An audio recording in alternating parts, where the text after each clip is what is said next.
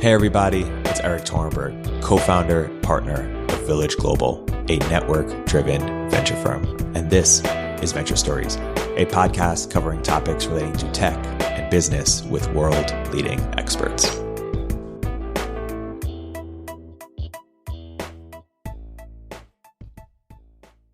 Hey everybody, welcome to another episode of Village Global's Venture Stories. I'm here today with a very special guest, Jacob Peters. Jacob is the founder of Commsor and is a writer, consultant, and thinker on all things community. Jacob, welcome to the podcast.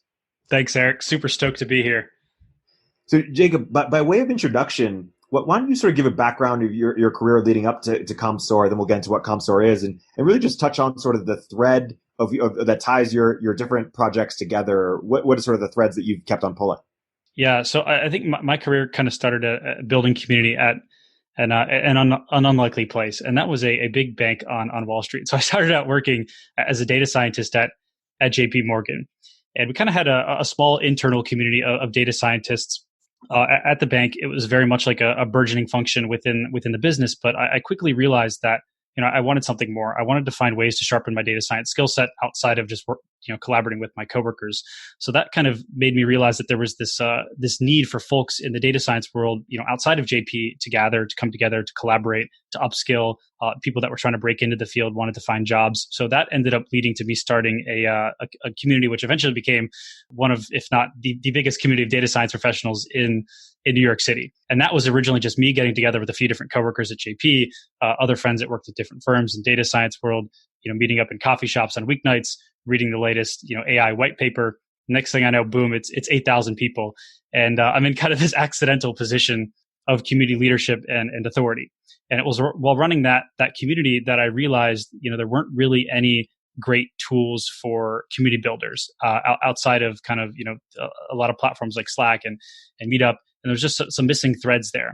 And community builders really lacked a strong understanding of, who their members are, how to keep community members engaged, what's the health of a community. Like, community builders just weren't able to even answer these types of basic questions. That was kind of the early inklings of inspiration for building Commsor, and realizing that community builders were very ill-equipped from a tooling perspective.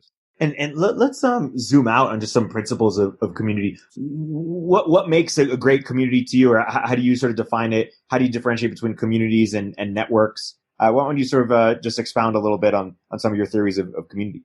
Yeah, so I think people oftentimes they do two things. They overcomplicate community, and number two, they don't even know how to describe community. Right? The word community is kind of this amorphous blob. It's a very abstract thing, and I think a lot of people have a tough time defining and scoping out what exactly it is. And the meeting's kind of gotten lost more recently, right? Like, everyone seems to call the audience that they're creating, or the project that they're working on, or the company that they're building, or the software user base that they've amassed a community. And I think there's a lot more nuance than that. So I like to define a community as two simple things. So it's my two simple step equation formula. Number one, it's a strong reason to gather. And number two, it's a strong reason to continue gathering, or a reason to re-engage, more or less, right? And this gathering and this re-engagement and regathering has to happen in a many-to-many format. And what I mean by that is that there has to be connections between and among people, as opposed to connections between a creator or a curator or a broadcaster or someone who's building an audience, in a one-to-one relationship between the audience master and then the audience member, right, or the follower or the subscriber. So that's what comes to mind when you say newsletters. Things like Twitter, Instagram. These are all follower-based networks. They're not really communities because they're one-to-one relationships, as opposed to communities where you have a bunch of people together in a shared space. That is a many-to-many network. And when you do the combinatorial math, it's exponentially more powerful than a audience, which is a one-to-many network. Because if you had 500 people in a WhatsApp group or in a Slack community, or attending the same Meetup chapter, that's like 62,000 different connections if you had 500 people, as opposed to if you had 500 people following you on Twitter, or 500 people subscribing to your newsletter. So I think that the key difference is that it's many-to-many versus one-to-one, and the difference there is really exponential math. And when we think about how to start a great community, or how to get it off the ground, what are some of the principles you swear by? The biggest thing is just there has to be a common shared identity, right? Like, a person has to to feel like they are a part of something bigger. When you subscribe to a newsletter like the Morning Brew or a Substack, you don't really feel like that's a strong part of you, or a shared core part of your identity. But when it comes to building a community, I mean, this is something that has to resonate with you on a deeper, more emotional level, right? It has to evoke a strong response. So I think that's kind of the core fundamental principle that there has to be in order for a community to exist and a community to thrive. And that gets back to step number one in my formula, which is a strong reason to gather, right? And that reason to gather has to be at a deep, emotional, philosophical level. It has to hit close to home. Like, a community really has to be the first place that a person goes, or the first, light bulb that goes off in their mind when, they have a problem or something that they're thinking about, depending on the industry that the community's in, or the problem that the people in the community are coming together to solve. And this problem that the community solves, and this emotion that it evokes, like, it has to be something consistent, right? It has to be persistent. It has to be something that these people feel all the time. I've seen a lot of companies and conferences, for that matter, that pre-COVID, they were once a year exercises, right? It was a community for a day, more or less, right? It was a point in time. It was a reason to gather for a one-day event. And these conferences, they tried to go digital. They tried to create a digital glue to connect members between, the next conference next year, and create a long-term community presence. And, frankly, a lot of them are failing, right? Because that reason to keep gathering and that strong, like, emotional appeal and emotional response that the community needs to invoke just isn't there, right? Because the magic was only captured at a point in time, and it's hard to keep it persisting. So I think that's just another thing that you really need to internalize if you're going to build a successful, thriving community. Yeah, I've heard the framework. You think about value and values. So, like, value, like, what utility are you offering such that they get something out of it, and then values in terms of, like, common beliefs or shared identity that people have that keeps them coming back. Totally. How do you think about different phases of the community? Do you have any frameworks for thinking about as a community grows, or as it scales, sort of the different phases? And there's definitely, like, different, like, obviously maturity levels of the community, and different levels of, tender love and care that you need to give at the different stages. In the earliest days of a community, generally the community starts off small in volume, and the majority of the connections are actually between you as the community leader and the members, right? So it's very reminiscent to the audience one-to-many paradigm, or one-to-one paradigm that I discussed in the beginning. And as a community leader, you basically have to find a way, or a community builder, you have to find a way to scale those relationships and connect members and get them talking to one another and communicating with one another. And that's a really hard, labor-intensive thing. And, I think there's this big misconception out there in the world right now that, the perfect community software, the perfect community tooling, or the perfect community platforms can solve all of these things. And I think that this is less of a software or a product problem, and more of just a playbook problem, and more of a know-how. People have been talking about playbooks in the tech world, in Silicon Valley, and the startup world, for the past 10, 15 years. B2B SaaS, sales, getting your first, 5,000 social media followers, like, all of these things have playbooks, more or less, to a degree, and people can follow them, implement, SEO, name basically any sort of function within a business. But when it comes to community building, I think we're still very much in a raw period where, there only a select few number of individuals have created these things at scale, have gone through all the different phases successfully, and have started to, almost productize their learnings where anybody can show up and do this. Yeah. And so what might you expect to be in a community playbook, in the same way that we have playbooks for other space? If you spent, full time just focused on that question, what might you explore, or what might you think to put in? Yeah. Community playbooks, man. It's a tough thing to put into a playbook. And the challenge is that, every community is a little bit different, right? Like, the reason to, like I said, a community is an emotional thing. It's relationship based. It is not something that I think you can truly ever properly, productize or automate. It's psychological, right? It's getting into an understanding of human psychology. Now, I say that, but at the same time, you could probably make a lot of those arguments about sales and the B2B sales playbooks and how that can be learned. So maybe I just haven't thought enough about productizing that into a playbook yet. If salespeople can do it, so it maybe my lack of psychological understanding is naive, but I think that's an interesting thing. Yeah. Going back to the stages, it's interesting. Richard Millington has his community life cycle. I think he calls it, inception is when 50% of the activity is generated by the community. And in the beginning, you have to sort of manually do a lot of work, even though you're sort of making it seem as though it's as community driven as possible. I think that's one of the more, misunderstood or underappreciated elements of getting a community off the ground, just how manual it is in the beginning. Absolutely.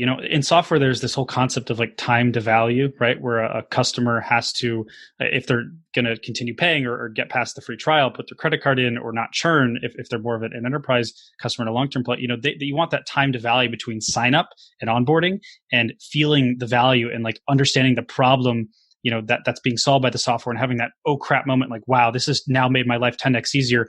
You need community members to feel that very early on in their journey. Else, they're not going to come back and re-engage and regather, as we mentioned in the beginning, step number 2 in the formula.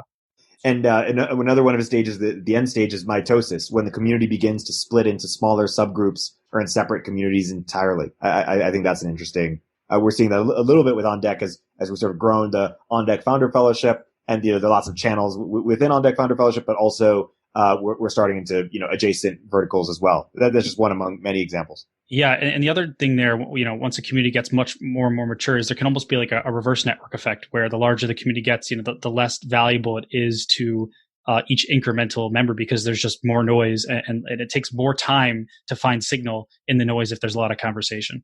So how do you think how do you protect against the reverse network effect? And right, like all conferences potentially have this, or clubs, or lots of sort of just social communities. How do you fight this? Yeah, I think to your point, like you have to be comfortable with the fact that subgroups will exist, and I think you should be proactive about creating them. The other thing, and this is kind of one of the main reasons why we decided to build Commsor in the first place, is that if you're a community manager or someone building community or trying to create a community driven organization, it is really challenging to manage this many relationships at scale and this many human beings without being data driven. And almost every other industry company function has the luxury of more complex BI tools, or just rich analytics to get an understanding of how they're performing and how they're benchmarking themselves, or at least able to like slice and dice user data or information on customers to answer questions. And when it comes to community, that hasn't really ever existed before. I once spoke to a community builder 3 or 4 months ago that told me they used to have a CRM in their brain where they would spend every single Monday memorizing facts and taxonomies about different members, so that they could go into their community every day on Monday morning and be the connectionist and scale the group. So basically operationalizing and productizing the ability to truly measure and understand who your community members are, and take the most data driven actions to facilitate connections among members and understand what's working and not working in your community. That's one of the whole reasons why we decided to build Commsor in the first place. Which I think if you're armed with that intelligence, it can help you make much smarter decisions about your community later on down the line, and potentially mitigate something like a reverse network effect that could be ultimately detrimental. What have you learned about what metrics are most important when it comes to measuring community health, or other metrics that community builders should be tracking?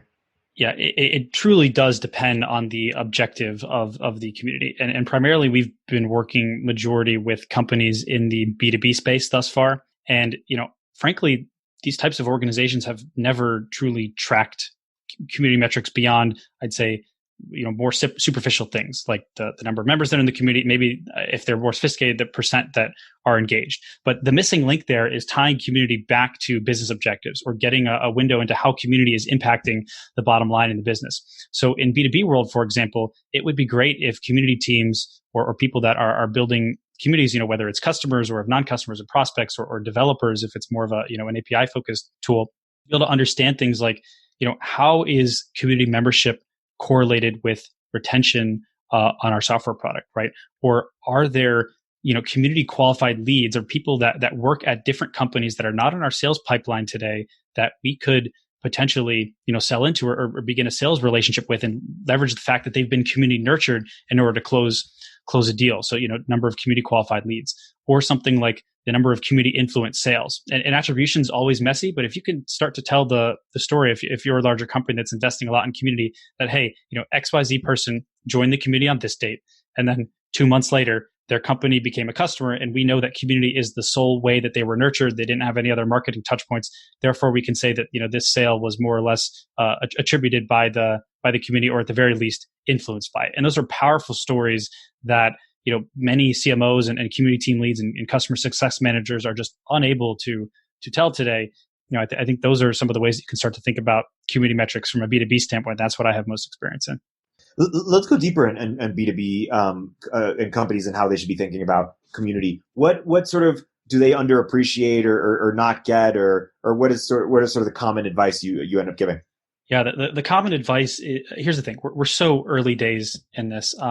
At most companies, honestly, I'd say 80% of them don't have any investment in community today. Or if they do, it's one person running a team, or it's a marketer or customer success or a support manager running this on the side. And companies haven't fully bought into the idea that community could be potentially the most powerful core pillar of a business, right? So that's kind of my ideal end state, and where I see the community world going is actually becoming like the core flywheel for, and kind of a hub and spoke model at the center that can touch every single business function within the enterprise. And we're just not there yet. And this is going to be a long, gradual change that's going to take anywhere from 2 to the next 10 years. And it's honestly very reminiscent of the world of data science, 5 to 10 years ago. When I started out at JP Morgan, our team was more or less like, 2 lone statisticians kind of hacking on machine learning problems in a silo. And by the time I left, we scaled to a team of 30, and this group was now at the front and center and we touched and were responsible for helping 20 different functions within the business become more data driven about their jobs. And they moved us from a silo to a core center of excellence, where it was very much hub and spoke, and data started to drive the whole show. I think it's going to be a very similar transition in the enterprise with a lot of larger companies, where they realize that community can have massive positive impact, exponential on all these different functions. And let me tell you some examples. If community is sitting at the center, you have the ability to touch, an unlikely place, HR, for example, or people ops, right? Like you could use community as a place to find, developers, if you're a developer tool company, to hire from. If you are trying to sell into other enterprises through your sales function, you can use the community as currency to say, hey, if you have a community built around a B2B persona in your industry, and you're also trying to sell to that B2B persona, your sales team could say, hey, if you guys are trying to hire for people in this industry, we've got an amazing community of thousands of folks that we could post your job into. So that's kind of an interesting connection between, maybe community and HR, for example. Sales, it's obvious. Like I said, you could start to measure community qualified leads, community nurtured leads, find ways to kind of subtly, nudge people from the community into the sales pipeline. Marketing, same thing. When you think about marketing, marketing's all about, like, if you think about the traditional marketing funnel, it's all one-off touch points with, people. And when you have people in a community, that is a perpetually warmed touch point, right? Like you have now built a long-term relationship with them. So it kind of gives you the ability to market to these people 24/7. And guess what? You don't have to do any of the marketing, because you have community members marketing amongst themselves, right? And talking with one another. So it's kind of a way to scale your marketing presence. And the other thing is, when it comes to marketing, there's a saying or a heuristic that, only 4% of your target market is really in the market for a product or ready to buy at any point in time. So why are you wasting your time marketing to the other 96% if it's just a one-off touch point? But what if you had those people in your community? Then when the timing's right, it's just like you have a much greater chance and probability of striking when the iron's hot. So, there's all these different ways that community, if it's at the core and center of a business, can, impact every department. Product is another obvious one, right? Like having either existing customers, or if it's a more industry focused community members that are in there talking about your product, talking about their pain points, talking about what their challenges are. You have the best, closest pulse to what's happening and what's new and topical in your industry in that community. that can inform product roadmap decisions, right? Same thing with customer support or customer success. If community members are getting much more than a product itself, and they're actually getting a series of different relationships by being a member of your community, that's ultimately probably going to likely lead to less churn, as well as less support tickets drop for your team. So there's all these different ways that community can impact other portions of the business. So I very much see a world where community sits at the center, and it becomes a proper center of excellence, as opposed to being a siloed operation, much in the same way that data science was, a number of years ago within the enterprise. And take any of the archetypes you mentioned in terms of groups you could build communities for. What's sort of the best bang for your buck, given limited resources, in terms of what's the best way to even start? You could, there's so many different formats of communities that you could create, both in terms like very specific in terms of like the product stuff, but then also even zooming out like online versus offline, meaning regularly versus non-regular. Like how do you sort of think about cadence or format or sort of best bang for your buck? Yeah, I think right now, look, there's a lot of communities out there today. You could theoretically build a community in any sort of niche, and I don't think, and you could use an infinite number of tools to make a community experience possible, right? I said, I think the purpose and the reason for gathering matters so much more than the platform, and I think a lot of people over-index to the platform and the set of tools that they're using. So I'd say that doesn't really matter at all. It's never been easier to start a community, and you have an unlimited number of options at your disposal right now. I think one of the biggest places where there's a lot of green space is in the B2B world. And this goes back to, step number one in my formula that I mentioned at the beginning, which is in order to have a big community, a strong community, you need a powerful reason to gather. And what better reason to gather and evoke an emotional response from people in a deeper meaning is by going and building a community about their role or their job title. I mean, people's work and the reason that they wake up in the morning and the way that they put food on the table for their families is their job. So a person's role in a job title very much becomes a core part of their identity, right? And everyone's objective when they're working is to get better at their jobs. It's to be the best version of themselves, right? Or if they don't have a job yet, it's to get a job. So if you can go out and find underappreciated personas or job titles or roles within the enterprise or within different B2B companies, build communities around them, become kind of the go-to place for thought leadership in that space. It doesn't even matter if you have a product yet. You could basically start building relationships with people first and become known as the go-to guru for anything in that world. And then it's an amazingly easy place to launch a product or find ways to monetize that later. So I think that is one of the places where there's a lot of green space right now. Totally. And so, like, let's say you were trying to, like, you created a community of data scientists. I mean, is part of the reason why it worked so well is because, things like it didn't exist prior? Like, how would you try to do that today, or pick, I don't know, sales or marketers? I assume that there are lots of communities for these folks today. Is it really identifying just where people aren't underserved, or where people are underserved, or do you also try to, go into spaces that are crowded, but just make 10x better community?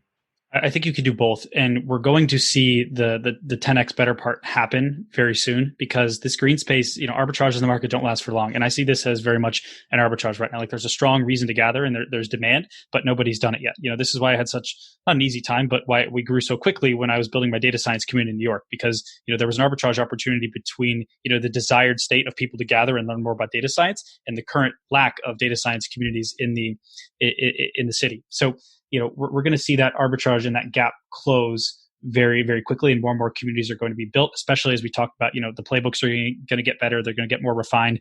More people are going to do this.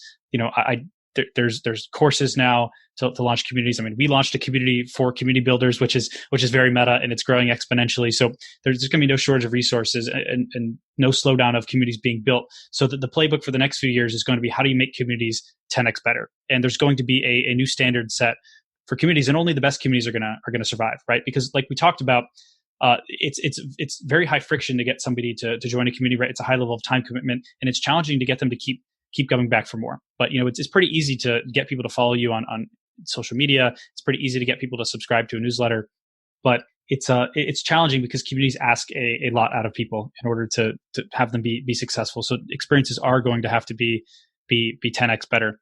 Yeah. To that end, talk about the difference between community, or the intersection between communities and audiences, and how people with audiences should think about community.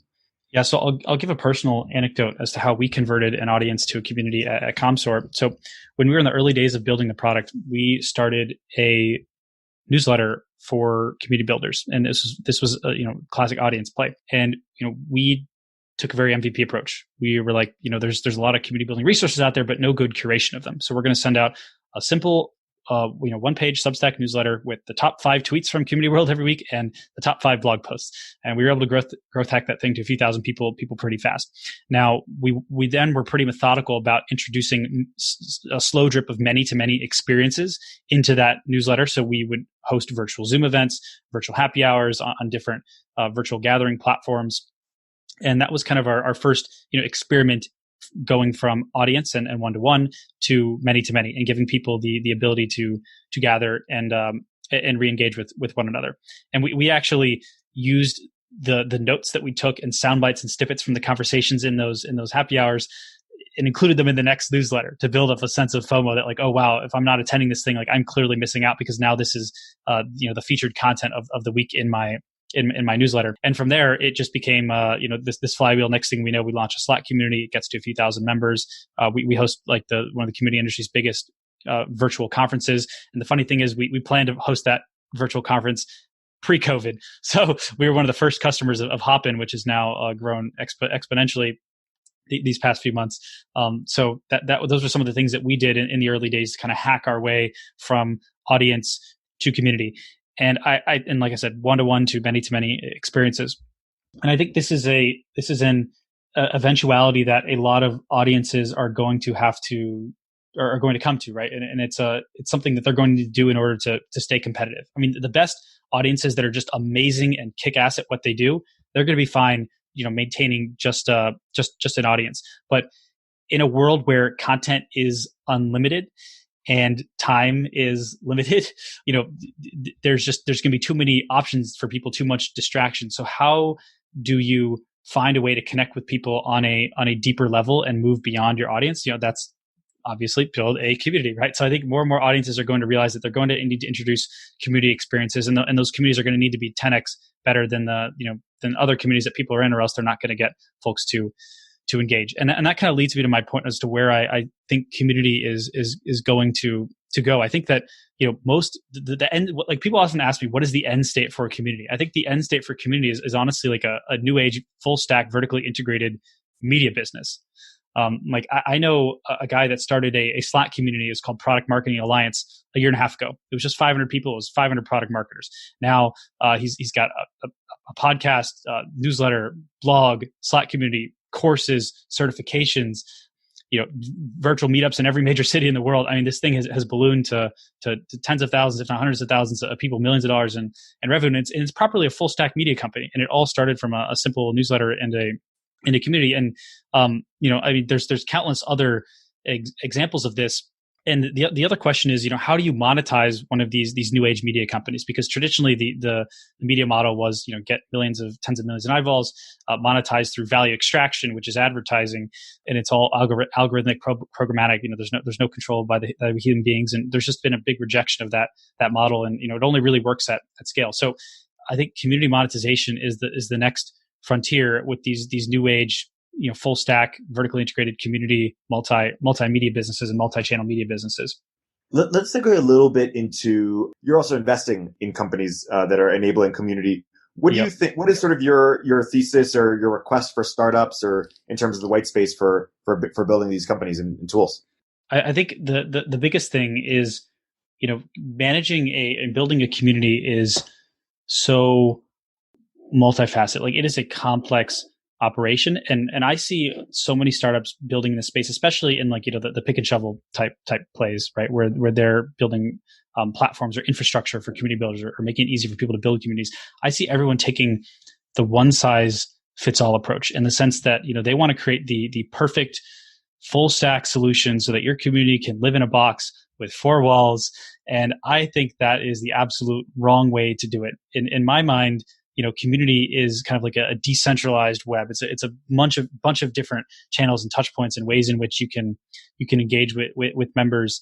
And you can't put community in a feature bloated box with 4 walls, or on a one size fits all platform. So I think the startups, building in this space, especially when it comes to infrastructure and community tools, should pick out, different, smaller, different, maybe more, like bite-sized components of, the community building experience, and start there, as opposed to trying to start with some sort of one size fits all platform, because they're not going to see adoption that way. Like, I think you have to be the best in the world at one small component of community building. And if this industry and, community as being is truly the future as we all think it is, that does have the ability to scale if you can just solve and be the best at the world in like one particular facet of community building, as opposed to building, the one size fits all platform that does it all. So I think that's one thing that very much comes to mind.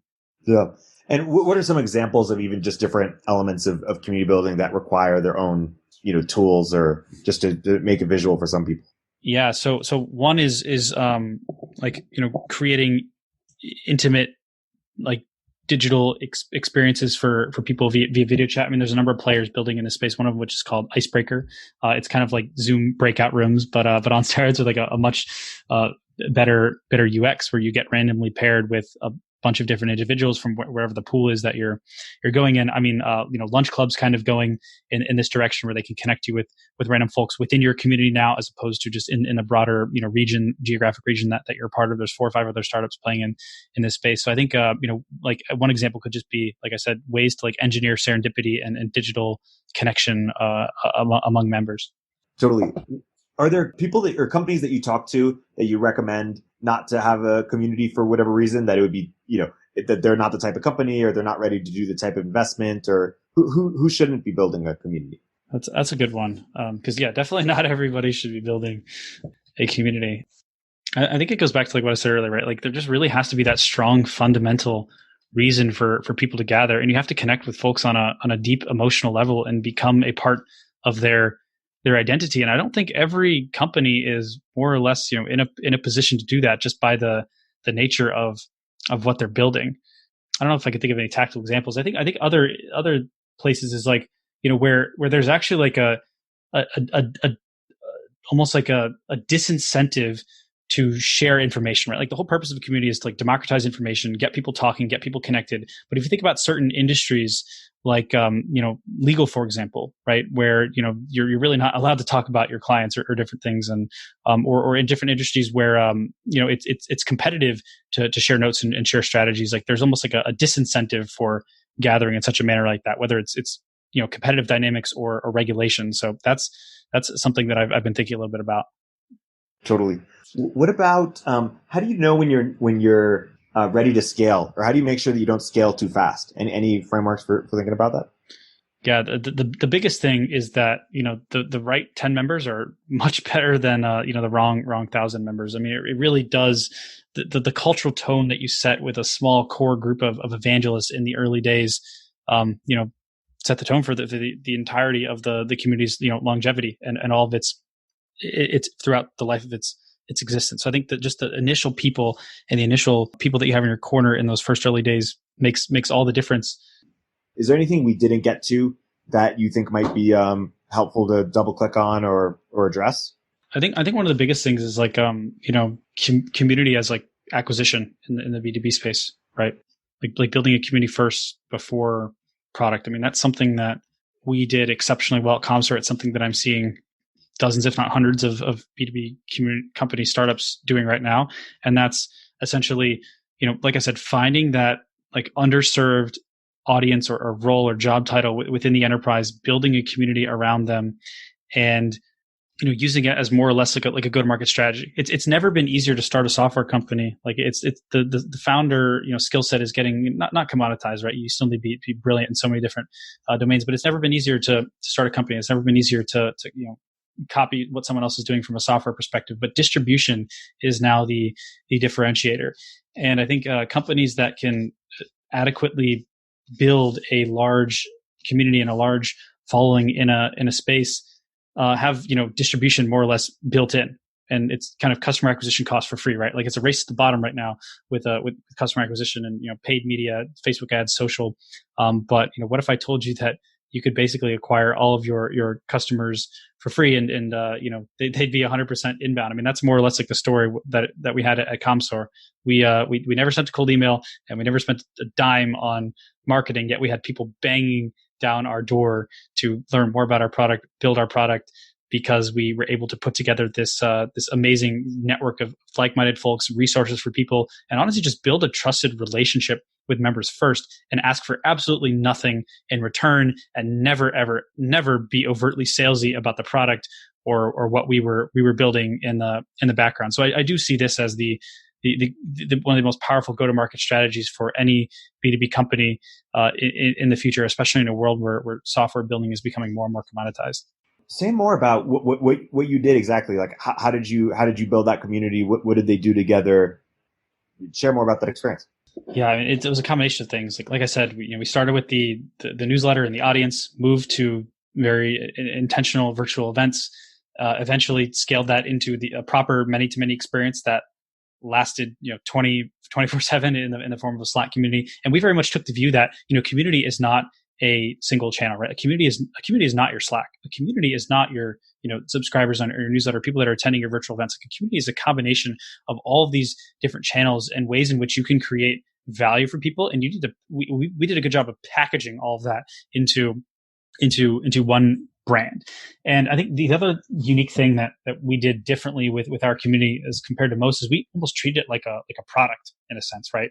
We would do these things called like community drops, where we basically create different unique one-off experiences and events for members that we're very much like outside of the traditional like webinar style research report marketing playbook that a lot of communities were following. So I think just treating a community like a proper product with like features and surprises very much worked for us. And eventually we launched more and more initiatives. We just launched a fund where we're actually investing in community driven companies and people building tools and infrastructure for community.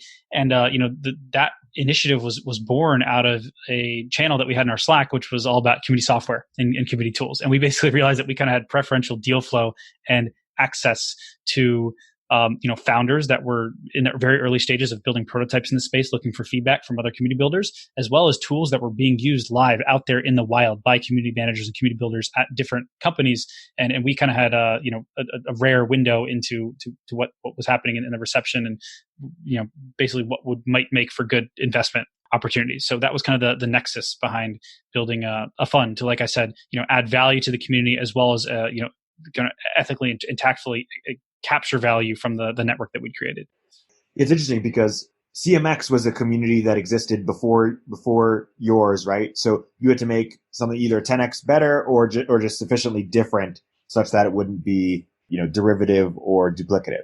Yeah, but the one thing though I'd say is like I said, doing the napkin math about the size of these different industries. I mean, I'm not entirely sure how big CMX is or was, but I'd still say it was a fraction of the size of the total number of people with that even job title on LinkedIn, for example. And if you're taking the 10-year view, I mean, the community world is going to be 10, if not 100x, in terms of the people building these things and creating community-like experiences for people. So there's very much room for multiple communities in every industry and niche to coexist with one another. And another thing that I'll add that I strongly believe is that I think communities really do need to reinvent themselves every few years, right? Like whether it's 2, 3, 4 or 5 years. Same thing with companies, right? Like competitive dynamics change, and communities and companies can be very slow to react. They can launch new business lines, they can launch new initiatives, but I do think that a fundamental reinvention of communities is necessary for survival in a lot of ways. And I think a lot of communities can become complacent with kind of a playbook that they've perfected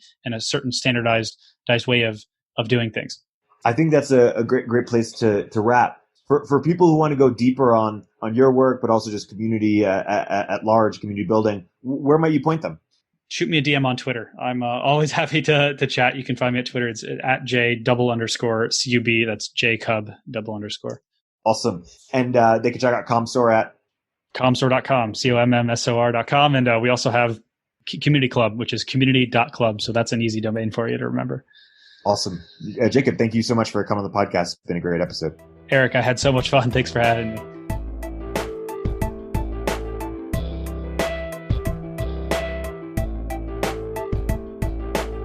If you're an early stage entrepreneur, we'd love to hear from you.